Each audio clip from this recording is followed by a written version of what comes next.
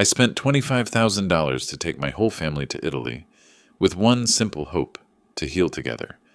But right at the check-in counter, my son coldly said, "Dad, we will go, but you should go home."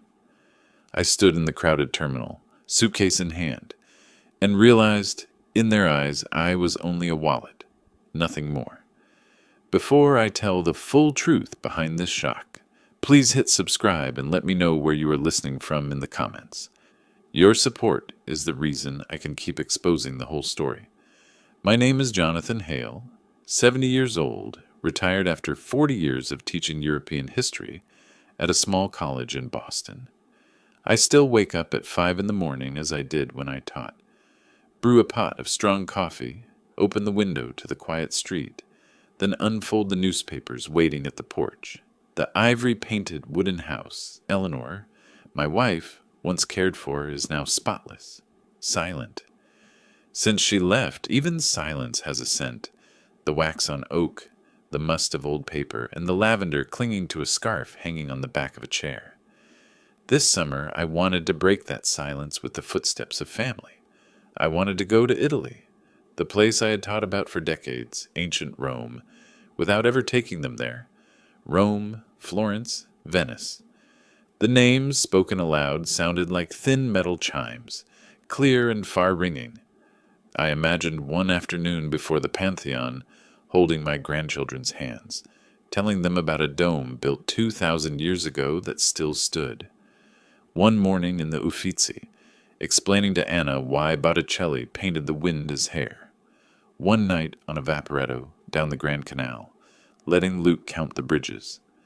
I told this to Michael, my only son, who is 40 years old.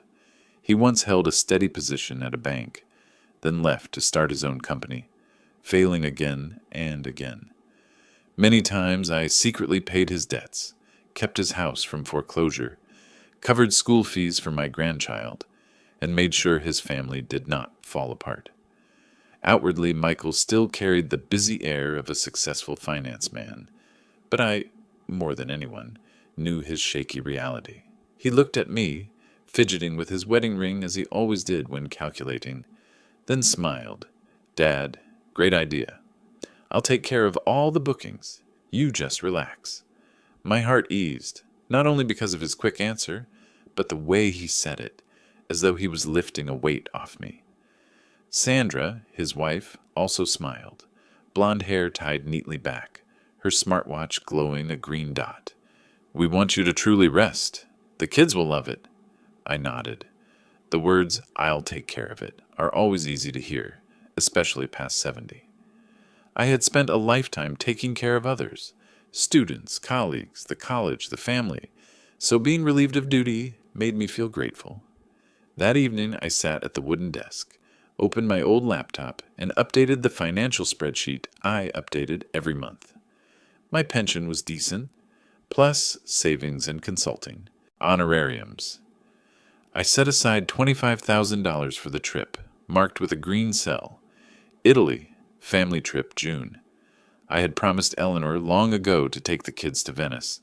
I whispered to her, as I always did when making a big decision, "See, this time, I'm really doing it." The next morning I transferred the money to Michael. In the note line, I wrote, "For airfare, hotels, ground transport, and activities. Everything to avoid extras." Minutes later, Michael texted thanks with 3 smiley faces and added, "Oh, Dad, I used your name as the primary contact. Hotels give senior discounts, plus some free services. So all confirmations will go to your email. Don't worry, I'll handle payment and arrangements." Reading that, I nodded, even warmed by the thought that I was still the center of the trip. A week later, the family came for dinner. I cooked mushroom risotto. Rare, tiring to stir, but worth it. Anna and Luke set the table just as I taught them last week. Children like rules, as if they're games. Sitting down, Michael scrolled his phone, ticking off the list I had sent. "Got it all, Dad. Coliseum Underground. Uffizi skipped the line. Murano glass for Anna. Gondola for all." Watching ticket times, Sandra added, "And if the schedule is too full, Dad, you can rest at the hotel some days. Rome is hot. Don't push." She said it softly, a pure concern. I laughed. I still walk 3 miles every morning. Luke piped up. Grandpa runs faster than Dad. Laughter erupted. That laughter made me believe all would be smooth. But in a fleeting instant, a blink, I saw Michael look at Sandra, the look of a man with a packed calendar, wanting everything straight, hating detours. I ignored it. Young couples are the same. They want trips to be as perfect as pictures.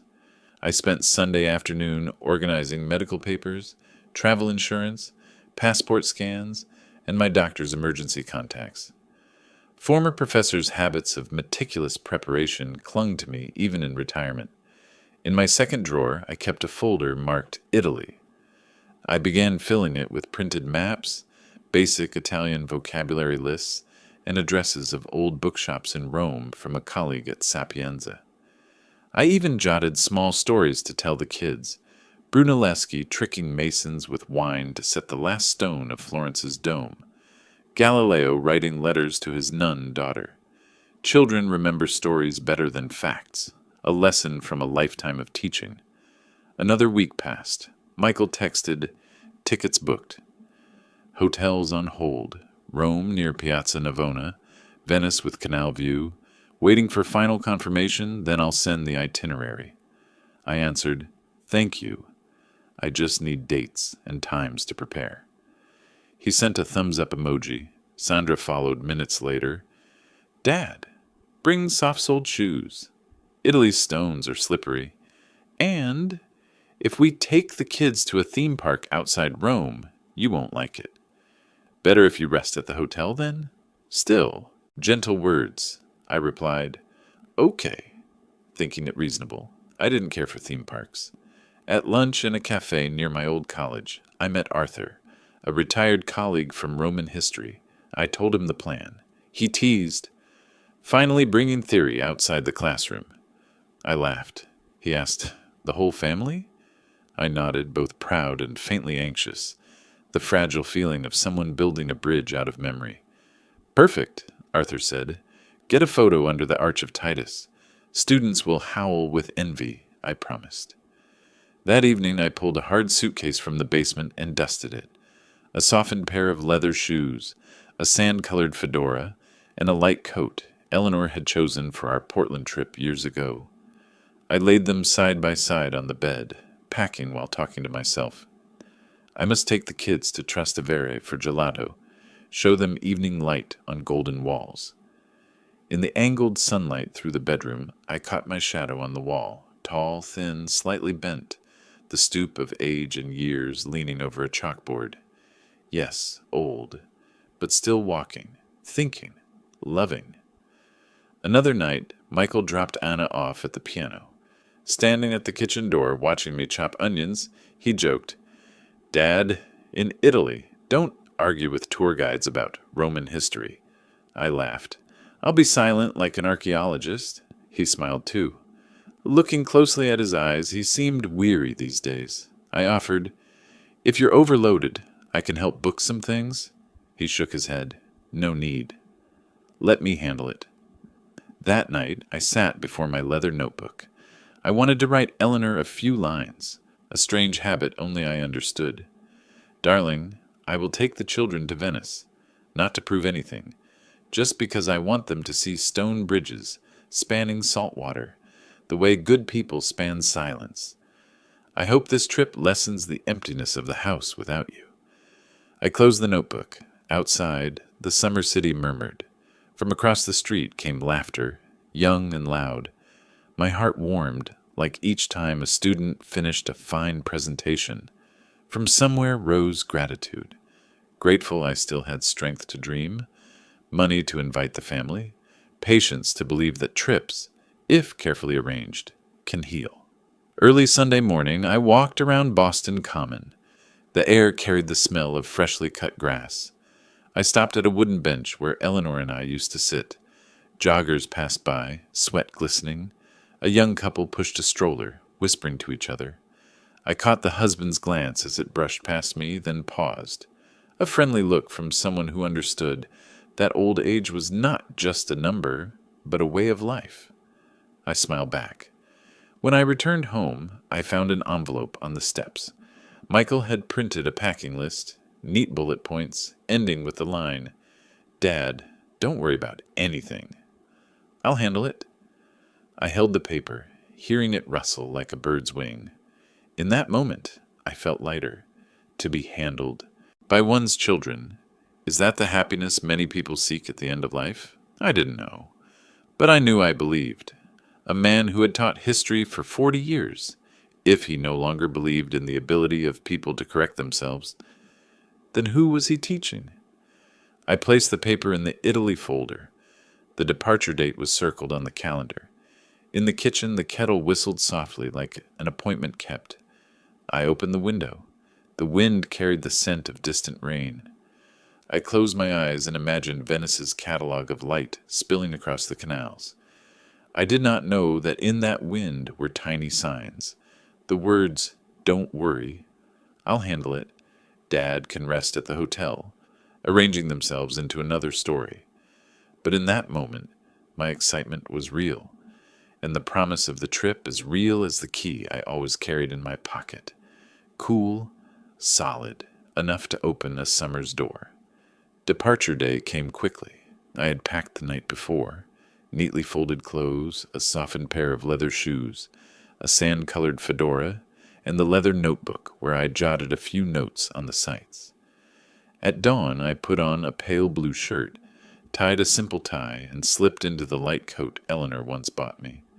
Looking in the mirror, I thought, not bad. An old professor, but not out of place among travelers. The car pulled up to Logan Airport at 7. I went with Michael, Sandra, and the 2 kids, Anna and Luke. They were beaming, each tugging a small backpack with Italian cartoon stickers I had given them the week before. I heard them chatter about gelato, about Roman statues I had told them stories of. My heart felt young again. This will be the family vacation they'll remember forever. Crowds surged in the international terminal. The smell of roasted coffee mixed with the scent of new luggage. The rattle of wheels echoed on polished tile. I pulled my suitcase, glancing back to keep from losing the group. Amid the noise, Michael stopped, turned to me, voice low but sharp as a blade. "Dad, can you believe it or not?" I chuckled, thinking he was joking. "Believe what?" Michael avoided my eyes, staring at the departure board. His hand stayed buried in his pocket, the posture of someone preparing a hard truth. He tilted his head slightly, sighed. "I forgot to book your ticket." The words hung heavy in the air. I froze, suitcase bumping my leg. I waited for him to laugh, for Sandra to correct the mistake, but no. Their faces were serious, even faintly relieved, as if a burden had been dropped. "Forgot?" I whispered, throat dry. "Michael, we planned this trip for 3 months. I wired you the money." He nodded vaguely. "I know." But things piled up. Busy at the bank, handling hotels, schedules. I missed it. I moved toward the check-in counter, clinging to hope. "Let me check again. Maybe they left out my name." I pulled the suitcase forward. A uniformed agent smiled. "Good. Morning. How can I help?" I said. "I'd like to check the reservation for today's Boston-Rome flight." Name: Jonathan Hale. Her fingers tapped the keys, eyes fixed on the screen. The smile slowly faded. "Sir, I don't see Jonathan Hale on the list." "Are you sure you booked with us?" I turned, searching for Michael.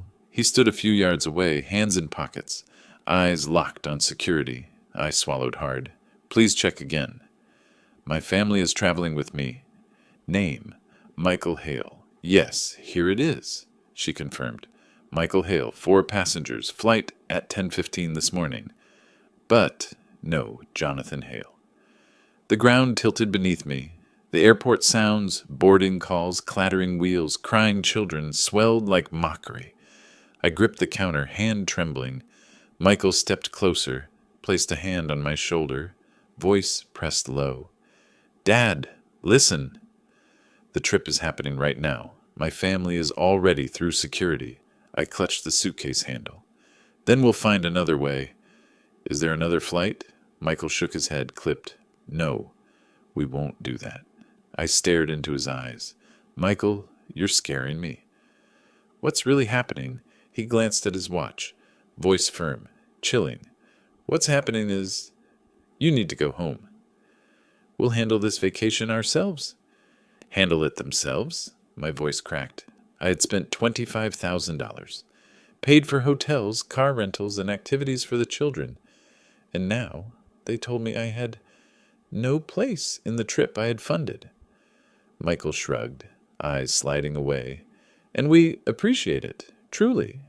But arguing here just makes it worse. If you come along, it'll be difficult. The schedule is packed, lots of moving.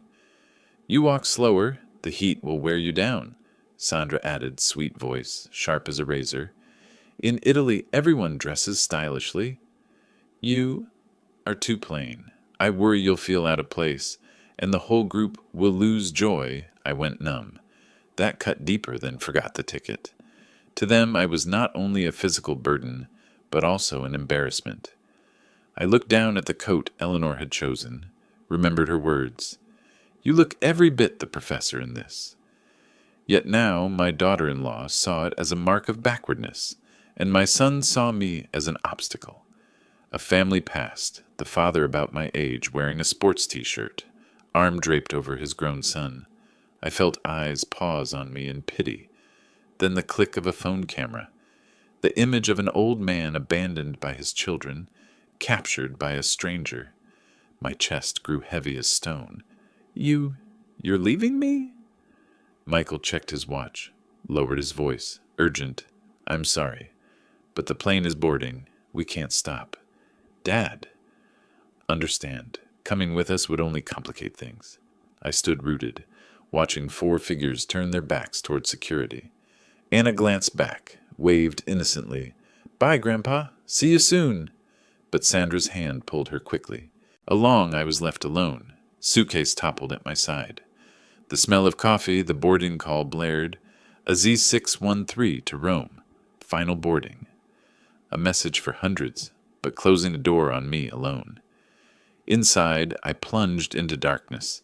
Not just sorrow, but the public humiliation of being cast aside by my own son, watched as a spectacle by strangers. And in Michael's eyes, when he said, go home, I saw not regret, but relief. I sat on a cold bench, gripping the suitcase handle. My body shook, but in the trembling, a small spark flared. If they thought I would quietly return home, they were wrong. I stood rooted in the departures hall, my hands still shaking. Part of me wanted to believe this was only a technical mistake, an error that could be fixed with a few keystrokes. I went back to the check-in counter, my voice already hoarse. Please check again.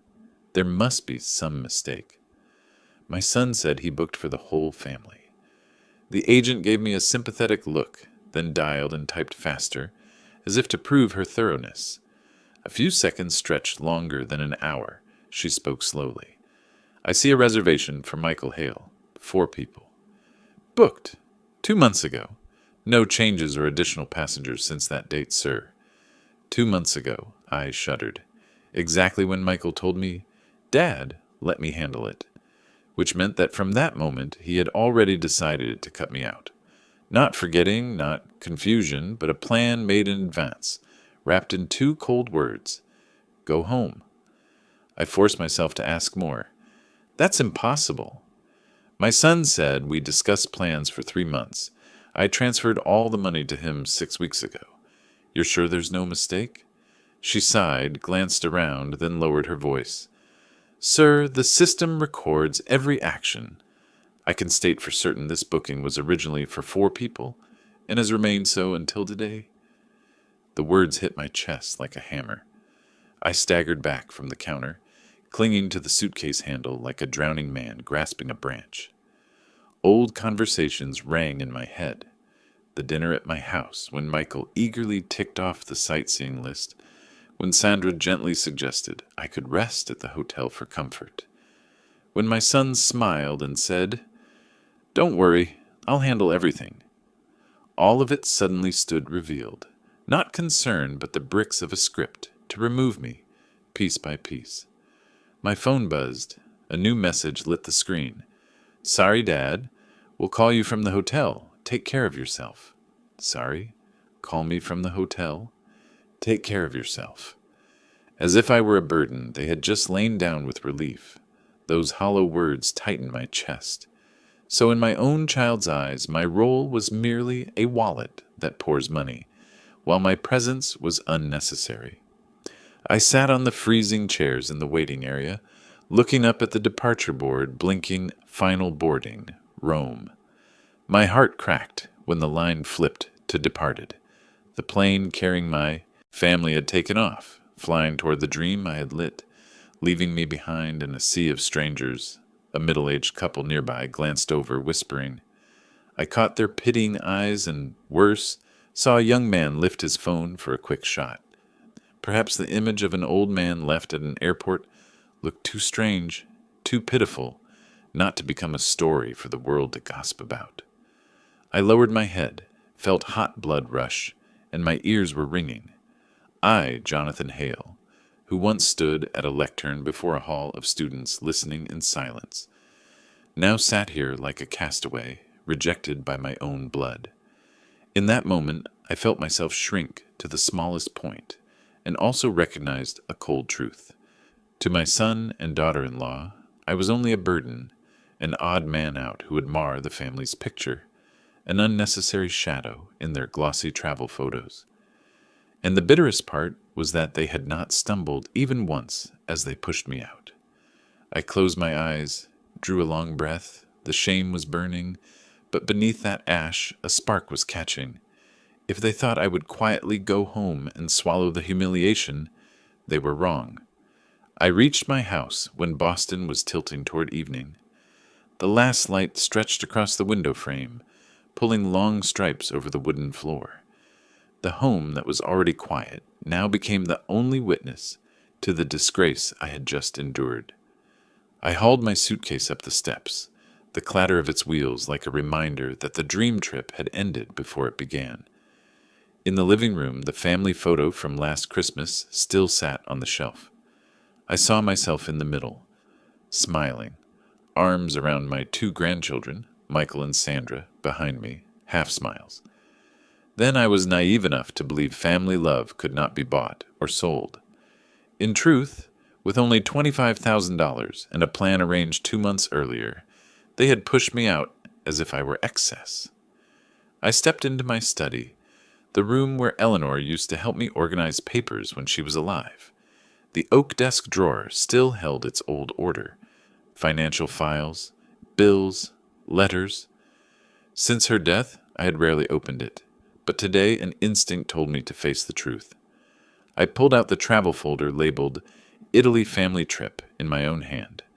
Inside were copies of bank transactions. 6 weeks earlier, I had transferred the full amount to Michael's account, with a clear note. For family vacation, airfare, hotels, transport, activities. The evidence lay plain, as cold as numbers. A small envelope slipped out. It was a printout of a hotel confirmation email. I remembered Michael texting weeks ago, Dad, hotels in Italy give discounts if a senior is the lead name. I put your info and email to get the perks, plus a few free services. So all confirmations will go straight to you.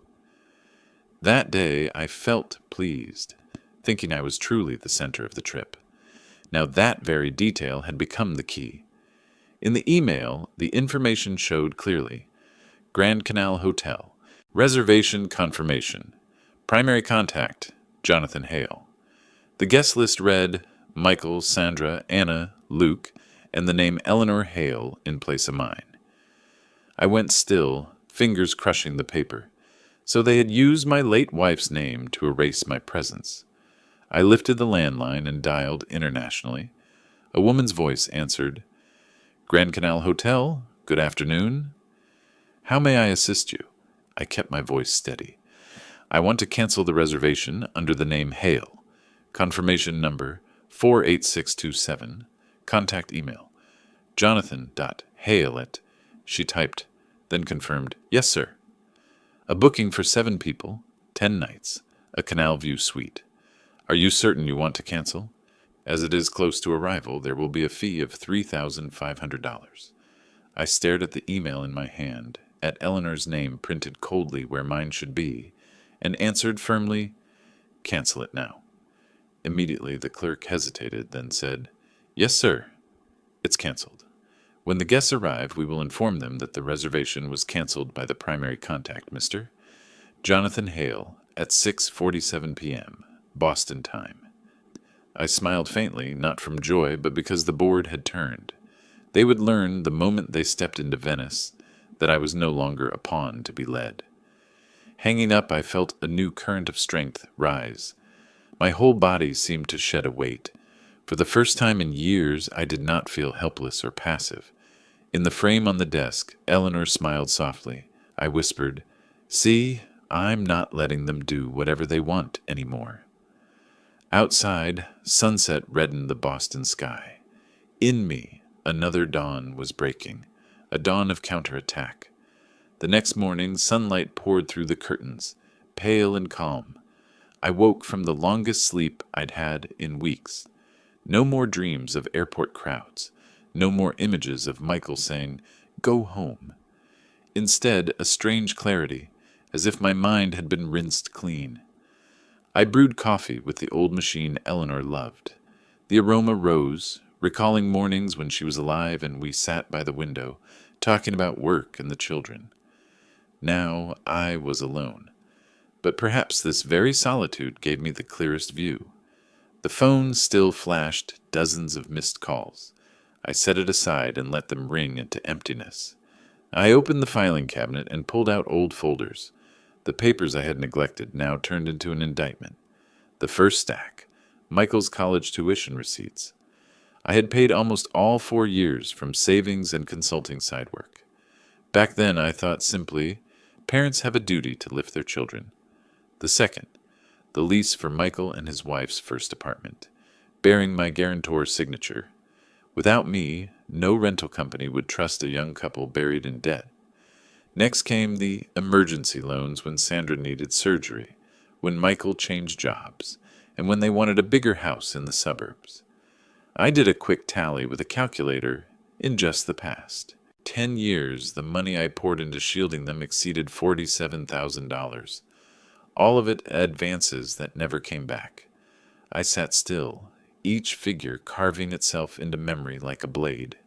For 2 decades, I had been not only a father, but also a bank, a life preserver, a bottomless wallet. An affection? They repaid it with coldness by replacing my name with Eleanor's departed one on a hotel guest list. I opened the next folder, labeled Gifts and Vacations. Receipts for birthday presents, Christmas parties, and even the Disney trip for my 2 grandchildren 4 years ago. I had once felt happy, thinking I was creating beautiful memories for the family. Looking back now, they were only evidence of my generosity being drained to exhaustion. I remembered what Eleanor once said when she lay in her hospital bed. "Jonathan, sometimes kindness is mistaken for weakness." Don't let the children confuse the two. I hadn't listened. I thought sacrificing a little more wouldn't matter. But today, staring at these thick files, I finally understood. Blind sacrifice had turned me into prey. Pain gave way to a hard clarity. I knew what I needed to do next. No more small expenses I could overlook. This was a process spanning 2 decades, and now it would end. I pulled out a business card from the bottom drawer. Aaron Whitaker, attorney at law, family and estate planning. He was the man who helped me settle Eleanor's affairs. At the time, he had advised me, "Mr. Hale, if you ever feel your family has crossed the line, call me. I'll protect your legal rights." I had kept that card for 3 years, never thinking I would use it. I lifted the landline and dialed. The secretary's voice came through. "Good morning, Law Office of Aaron Whitaker." "How can I help you?" I answered firmly. "This is Jonathan Hale. I need an urgent appointment with Mr. Whitaker. Subject, estate and protecting assets from family exploitation." The words came out as if lifting a boulder off my shoulders. For the first time in 20 years, I wasn't telling myself things would be fine, that I must endure for the sake of family. Number. Now I was awake. Family ties are no excuse for abuse, and I would not remain a victim one more day. Monday morning, I put on the gray coat Eleanor once chose for me on our trip to Portland years ago. It was worn, but the seams were still neat. I adjusted the collar in the mirror. Not to look elegant, but because I was about to do something important, protect the rest of my life. Whitaker and Klein, LLP, was on the 12th floor of a glass tower downtown. I had come here 3 years ago when Eleanor passed, to handle inheritance papers.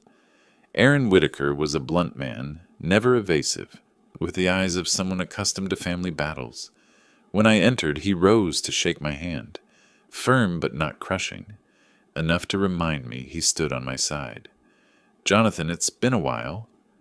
How are you?" "I'm fine," I said, taking the leather chair opposite, "but I need help." Whitaker tilted his head, waiting. I opened my briefcase and pulled out the files I had prepared these past days. Transfer receipts, hotel confirmations, 20 years of expenditures, and my notebook with recent call notes. I laid them out neatly, like a lecture for students. "I want you to see this picture clearly," I began.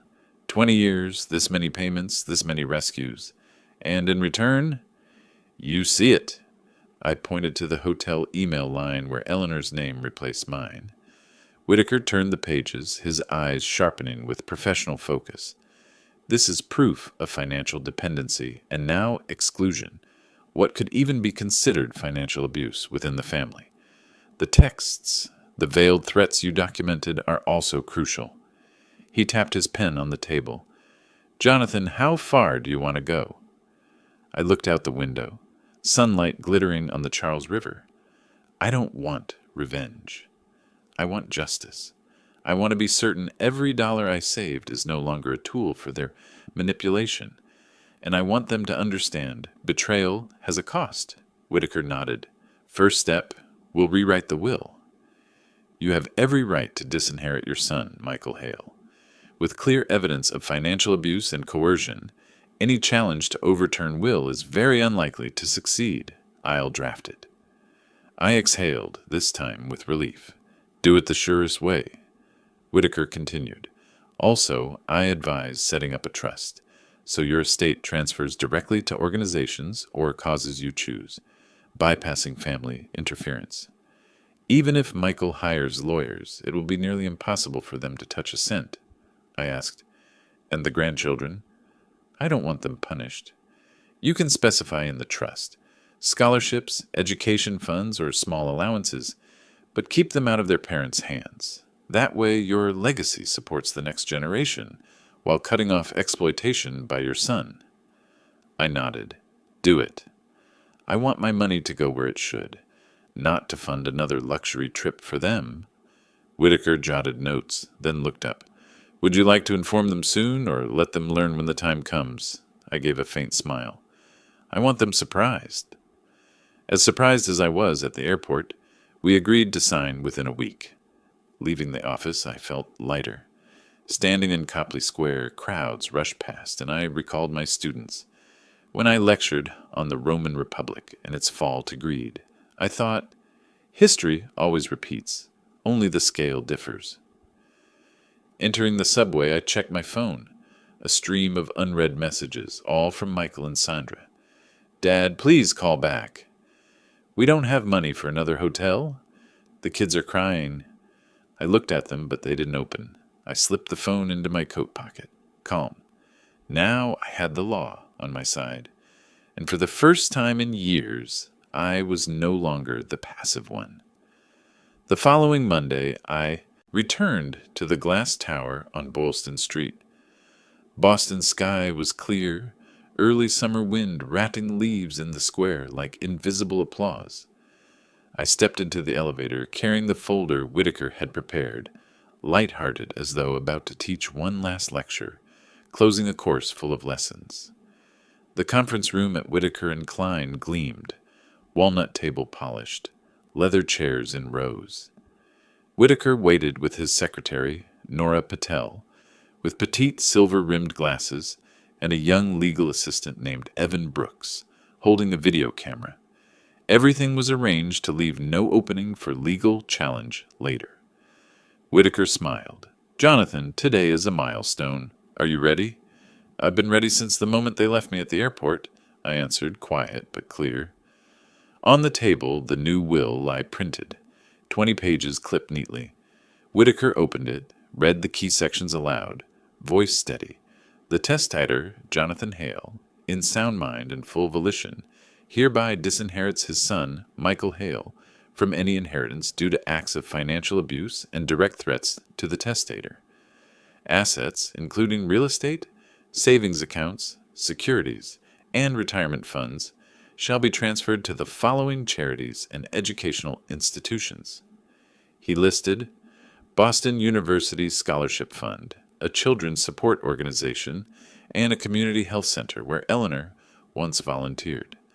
I heard each name and felt soothed. At least my money would nurture hope, not feed greed. Whitaker looked up. Jonathan, do you have any objections? None. This is exactly my will. The camera began recording. Evan said, Please state your name and today's date. I am Jonathan Hale. Today is the 12th of June, 2025. I am signing my new will in full clarity of mind and entirely of my own free will. I picked up the pen, each stroke slow but resolute, and signed 3 originals. Nora Patel and Evan Brooks signed in turn as witnesses. Finally, the notary's red seal stamped onto the paper with a crisp thud, like a gavel closing a trial. Whitaker gathered the documents and handed me a sealed copy. The original will remain in our office vault. Another goes to your bank, and this one is yours. All are legally binding, beyond dispute. Even if Michael hired 10 lawyers, the outcome would not change. I looked at the paper and saw it was more than a legal document. It was a shield, the confirmation that I had reclaimed control of my life. Before leaving, Whitaker asked, Do you want your family notified right away? I smiled, resting my hand on the folder. Not yet. I'll save it for the right moment. Like a lecture, it's the last line that carries weight. Stepping outside, the breeze stirred and made me think of Eleanor. I lifted my gaze to the sky, imagining her smile. You did right, Jonathan. This time, you didn't let anyone use you. I gripped the folder tighter. For the first time in years, I no longer felt like an outsider in my own family. I had returned to being my old teacher's self, delivering a lesson on justice, not for students, but for my own son. That afternoon, I stood in Logan's International Terminal, giant glass panes spilling light onto rows of metal seats. The arrivals board flashed Alitalia. Flight AZ614 from Rome landed. I straightened my coat collar, holding the file in the brown leather briefcase Eleanor had given me at retirement. Beside me stood Aaron Whitaker, arms folded, calm, holding a thick envelope sealed in red. I heard the loudspeaker announce passengers. Then the sliding glass doors opened. The crowd streamed out. Weary travelers, children clutching teddy bears, couples chattering. My heart beat slow but firm, like the drum that once signaled class was about to begin. Then I saw them. Sandra, first, hair disheveled, leading Anna and Luke. The children were tired, but their eyes lit up when they spotted me. "Grandpa!" Anna cried, and both ran to wrap themselves around my legs. I bent, arms around them, breathing in the candy-sweet scent on their little coats. Michael followed last, dragging a suitcase, shirt rumpled, eyes sunken. When our eyes met, his face flashed through shock, confusion, and then tension. I saw it in his gaze. He already knew this was no ordinary reunion. "Dad!" Michael slowed, his voice rough, carrying both weariness and buried anger. "What the hell have you done?" I straightened, set my hands gently on Anna's shoulders, then moved her aside. "Welcome home, Michael." "How was the trip?" Sandra cut in, her voice tight but force steady. "Jonathan, can we speak privately?" Before I could answer, Whitaker stepped forward, his voice firm, ringing like a gavel. "Mr. Michael Hale, I am the legal representative of Mr. Jonathan Hale. I have official documents to deliver to you." He held out the red-sealed envelope. Michael froze, hands stiff, then reluctantly took it. He tore it open, scanned the dense pages, eyes darting faster. I watched his face shift from doubt to horror to rage. Sandra read over his shoulder, lips pale. "This is impossible," Michael muttered. "You can't do this to your only son." I locked eyes with him. "Michael, you stopped being a son the day you cast me aside. At Logan Airport, you told me to go home. Today, I'm telling you the same. Go home. But this time, it's out of my finances, out of my estate." Murmurs rippled through the hall. Passengers paused, watching. Anna tugged my sleeve, puzzled. "Grandpa, what's happening?" I bent and smiled gently. "Just adults learning a hard lesson, my dear." Michael slammed the papers closed, face flushed. "You'll regret this." "I'll sue?" Whitaker stepped forward, voice steady. "All procedures are legal, with witnesses and video recording. You can hire counsel, but no court will side with you." I rested a hand on my briefcase, heavy but steady, like a shield. "Michael," I said slowly, "the price of betrayal is the loss of trust. And when trust is gone, the inheritance goes with it." The words cut through the terminal like a blade. Sandra clutched her head, eyes brimming. Michael spun away, dragging his suitcase, pulling his wife and children. Anna looked back, eyes wide with confusion. I smiled softly, nodded, a promise that my love remained. When they vanished into the crowd, I exhaled, light as if setting down a weight carried for 20 years. Whitaker placed a hand on my shoulder. "You did well." "Now they understand," I nodded. "Not yet. This is only the beginning. The lesson is long. News of the confrontation spread faster than I imagined. Someone had filmed Michael receiving the envelope from Whitaker, then shouting in the crowded terminal, "You can't do this to your only son!" The video appeared on a passenger's Facebook page and within hours was shared across town. On top of that, Sandra posted a long status claiming I had been cruel, leaving their family stranded in Europe and humiliating her husband at the airport. Within 2 days, whispers reached me at the cafe down the street. A woman murmured to her friend, "That old professor disowned his son, even hired a lawyer to hand over papers at the airport." Terrifying. The landline rang constantly. Not Michael. He was silent, wounded, and curled into himself. But others were not. First came my cousin from New Hampshire. "Jonathan, what you did was cruel. He's your only son. If you cut him off, who will care for you later?" I answered calmly, "I will care for myself." Then hung up. That afternoon, an old friend of Eleanor's stopped by, pity in her eyes. "I saw Sandra's post. She said you abandoned your grandchildren, left them to sleep in hotel lobbies like vagabonds. Did you really do that?" I invited her in, poured tea, and laid out copies of the transfers and expenses I had covered for 20 years. She fell silent, unable to reply, finally sighing, "Perhaps I didn't know the whole story." But not everyone stayed quiet. Some relatives closer to Michael began to attack openly. At the town church after Sunday service, I heard whispers. "Jonathan is greedy, hoarding his wealth, ignoring his own blood. Poor children." One even said aloud, "He pretends to be virtuous, but he abandoned his own grandchildren." Those words spread through the neighborhood. When I passed the familiar grocery store, the clerk barely greeted me.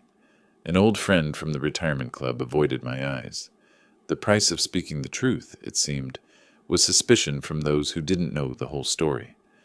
That night, I sat alone in the living room, the desk lamp shining on the stack of photocopied files.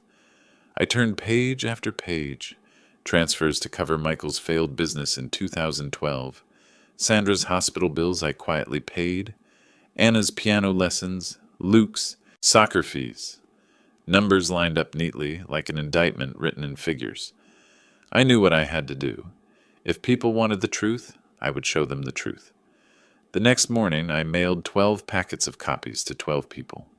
Close relatives, the church pastor, 3 old friends, and even a local journalist who once wrote about education. I enclosed only a short note. This is the full record of financial support I've given Michael and his family over 20 years. Each of you can judge for yourselves. That evening, the phone rang constantly. A friend from the retirement club said, "Jonathan, I never realized you supported him that much. Now I understand. You did the right thing." A relative who had attacked me sent an apology. Perhaps we only heard one side. But the storm wasn't over. Michael lashed out. He called past midnight, voice strangled with fury. "Dad, you dared to smear me in front of everyone?" "I will never forgive you," I replied calmly. "I didn't smear you." I let the truth speak. I hung up, heavy-hearted yet relieved. I understood now. This battle was no longer about money. It was about honor, truth against lies. Outside, the wind chime Eleanor once hung jingled softly. I looked out into the dark yard, and within me glowed a quiet light, the light of someone who finally stood up to say, "Enough." One Thursday afternoon, the doorbell rang. Through the window, I saw them, Michael, Sandra, and the children. Michael's face was gaunt, his eyes full of anger, but his voice pressed down, "Dad, we need to talk." I opened the door and stepped back. "Come in.